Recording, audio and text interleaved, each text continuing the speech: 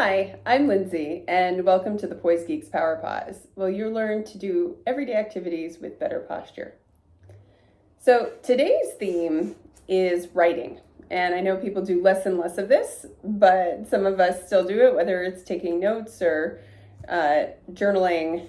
If you're not typing and you're using a pen or pencil, here are some suggestions for how to do that without slouching.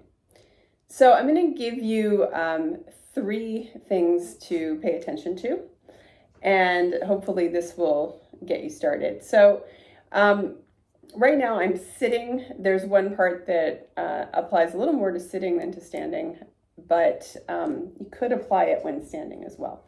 So I will explain that in a moment. So the problem people tend to have is when they bend down toward the paper, that they just kind of like drop their head, drop their shoulders, bend at the waist. They end up kind of like that. And then they start to write, and sometimes we get that sort of writing shoulder that comes up here, or the wrist gets really locked and tense.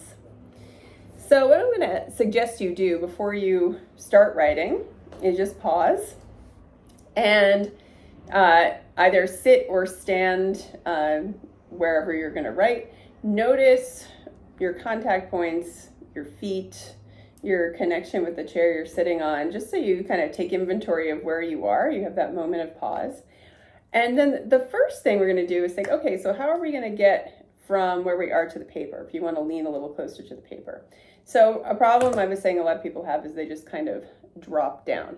So instead of dropping, we're going to bend from the hip joints. I'm going to back up just so I can show you what I mean a little better. So if you look at where the gray part of my shirt is, that is where my hip joints are. They're not up here at my waist. A lot of people end up bending up at the waist and kind of tucking the pelvis and going into a slouch like that.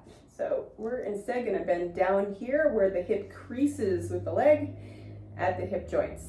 So if you look at me from the side, you're just going to come a little bit forward there to do your writing.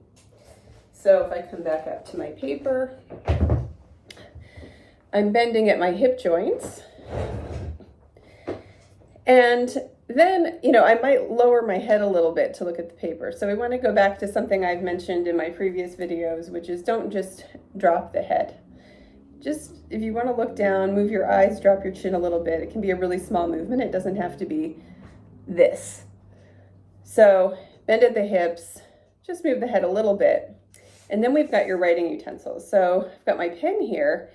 And what happens is sometimes people put a lot of tension in their arm, their wrist, their shoulder, just to hold this little pen. So I want you to make your effort to hold your pen, make that effort start just on the part of you that's touching the pen, just your fingertips.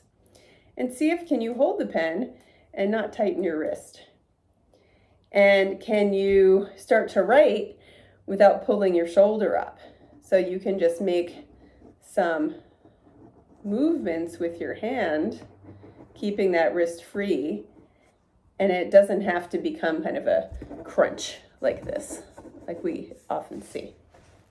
So just to show you that contrast again, here's the kind of crunching sort of writing I'm talking about, where I'm dropping at the waist, my head and neck are dropping down, I'm scrunching my shoulder, I'm tightening my wrist. And then here I'm going to bend at my hips. I'm just going to let my chin drop a little bit, and I'm holding the pen with the fingers, keeping the wrist free, not tensing the shoulder, and I can just let my hand move.